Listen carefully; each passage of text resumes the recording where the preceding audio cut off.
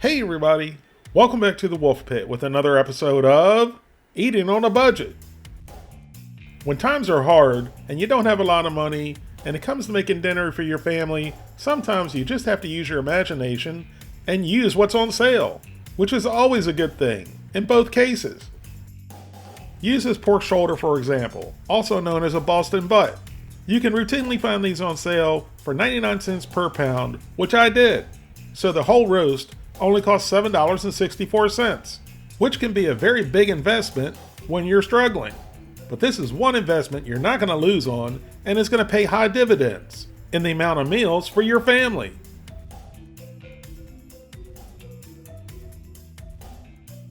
So let's get this out of the package and get it seasoned up. And you can season with simple salt and pepper, or your favorite seasoning salt, or your favorite barbecue rub, or whatever you want to season it with. I just made a simple rub for it that can pretty much go with anything. Starting off with kosher salt, black pepper, granulated garlic, granulated onion, smoked paprika, a little bit of cinnamon and sugar out of my grandson's cinnamon sugar shaker. And I know you think that's weird, but trust me on this one. Sugar and cinnamon go great with pork. And I had to use his stash because we were out of brown sugar and cinnamon. And there are no exact measurements to this. If I end up not liking the food, I just give it to my neighbors. But you can use any combination of flavors you like. So once everything's mixed up well, very generously season all sides of your pork shoulder. We're going to cook this in the oven, and you are going to get a bark from it. I know some people are going to look at it when it's done and say it's burnt, but it's not burnt. That's bark, which is a concentrated flavor you get from the outside from the combination of the salt and the sugars and the spices. Of course, it's not going to have a smoky flavor or the nice smoke ring, but who cares? It's still going to be delicious. And if you happen to have a grill or a smoker and you want to use it for this recipe, go right ahead. It'll be even better. Or you can cook it in your crock pot or pressure cooker. It doesn't really matter in the end. We're just trying to cook a large piece of meat so we can make several inexpensive meals that'll feed your family. Once Mrs. Wolf Pit was finished smacking it up, flipping it, and rubbing it down, it was time to go into a preheated 325 degree oven. If you have more time on your hands, you can cook it at a lower temperature, but it's not really necessary.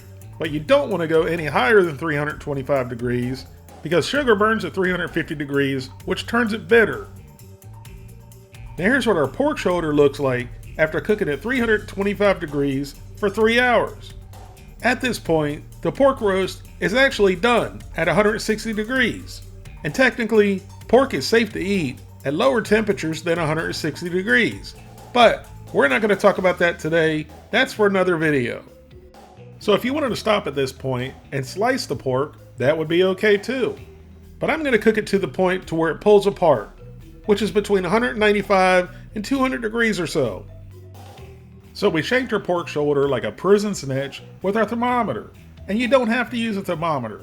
I just like to use one because I'm lazy, first of all, but I also get too busy sometimes and lose track of time. But I only get busy when I'm not lazy, so I don't get busy very often. Now at this point, if you like, you can wrap the roast in aluminum foil, which will speed up the cooking process. Either way, put it back into a 325 degree oven until it's done. And like I said, some of you will say that's burnt, but that's bark. And bark is like fat. It equals flavor.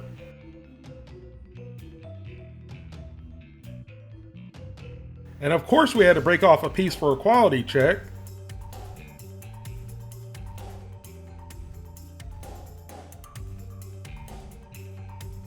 Now I let Mrs. Wolf Pit do the honors and take 2 forks and pull the meat apart.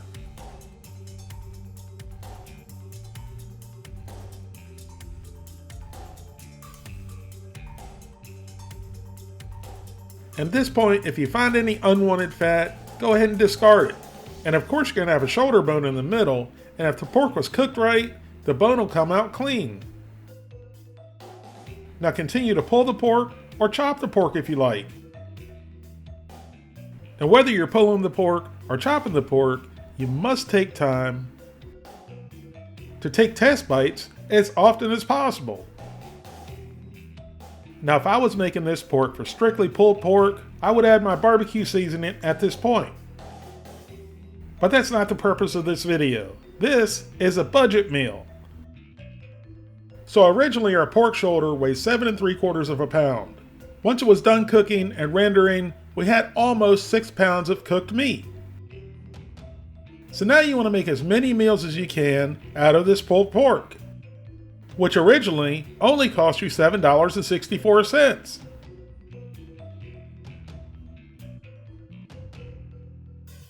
Now, depending on your situation and your family size, you want to wrap this pork up in either half-pound or 1-pound bags, or little plastic containers. If you happen to have a vacuum sealer, which the bags are pretty expensive, so if you're on a real tight budget, that's a budget breaker. But if you happen to have a vacuum sealer and the bags on hand, that's even a better choice. So once you have all your meat wrapped up, stick it in the freezer.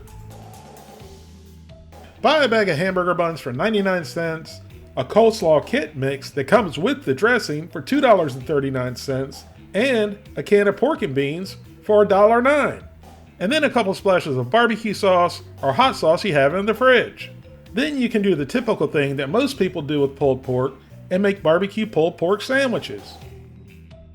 So the total cost of this meal, including the 1 pound of pulled pork for $1.53, is $6. And depending on your situation or your family size, you can make 4 to 8 servings for $6. That's as low as 75 cents a serving. And I already know that there's going to be a scooter or three out there that says, I could eat all that food by myself. Thanks in advance for letting us know, Scooter. We'll ensure you get a participation trophy at the end of the year. If you're new to the channel, first of all, welcome aboard. And just so you understand these types of budget meals that I'm doing, I try to make meals for people who are on extreme budgets and struggle to eat day to day. So for instance, when I say this will make up to 8 servings, that's obviously going to be 8 very small servings. But for 8 hungry, struggling people, a small serving tastes a whole lot better than starving. If you don't want pulled pork sandwiches, then you make a pulled pork pizza. Now the items I'm showing are just examples, especially the crust. I'm not a baker at all, and I don't even try to bake. But I know there's a lot of you, the people, that can make a pizza crust much cheaper than buying a pre-made pizza crust. So you'd be saving even more money. In this video, I'm using a pre-made, pre-formed Mama Mary's pizza crust, which costs $4.49 for 2 crusts, which is pretty expensive when you're on a budget. But there's an alternative if you don't want to spend $4.50 for pre-made crust. And you can buy a 1 pound bag of pre-made dough for $1.99. And I've used these dough balls before, and they're good. And depending on what kind of pizza you want to make, you can buy a small can of tomato sauce for 77 cents and doctor it up with flavors you like. Or if you want to stick with the barbecue theme, use barbecue sauce. And then of course, buy the cheese of your choice. And you'll see why I chose cheddar cheese in just a second. Because this is just a funky version of a barbecue pizza I threw together with what I had on hand. But funky or not, it was delicious. And like I said, we used a pre-formed, pre-made Mama Mary's pizza crust in this recipe. So we coated the bottom with the barbecue sauce and then a handful of cheddar cheese. And then for each pizza, we used a ½ pound of the pulled pork.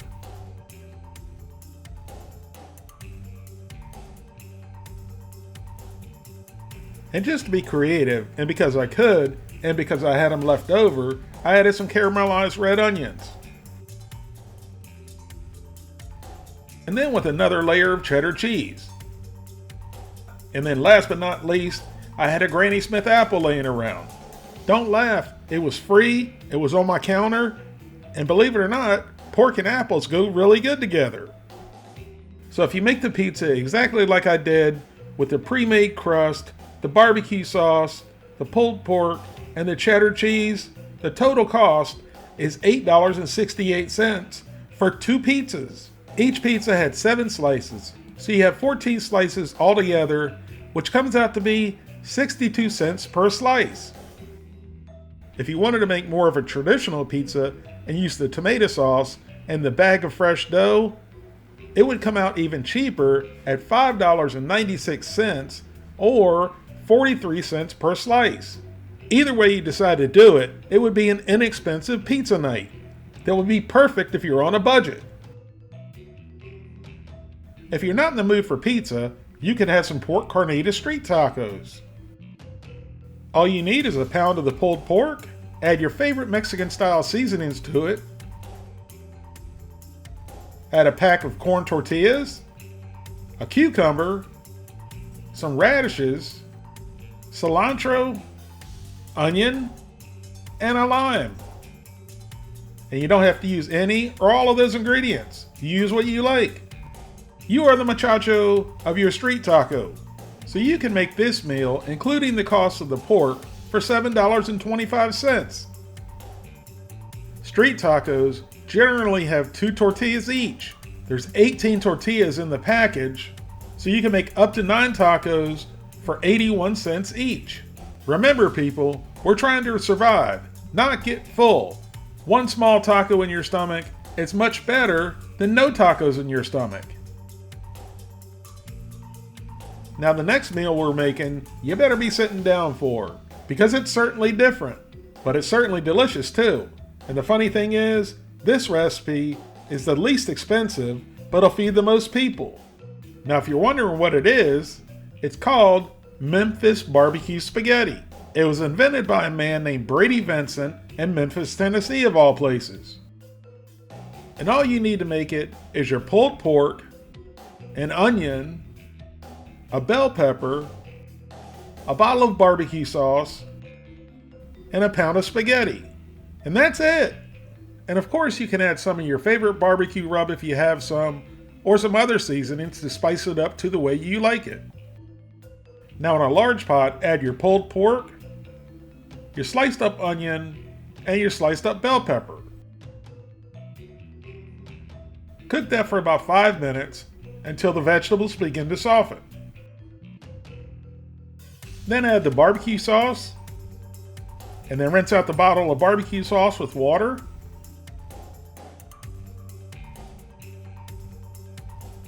Then give it all a good mix.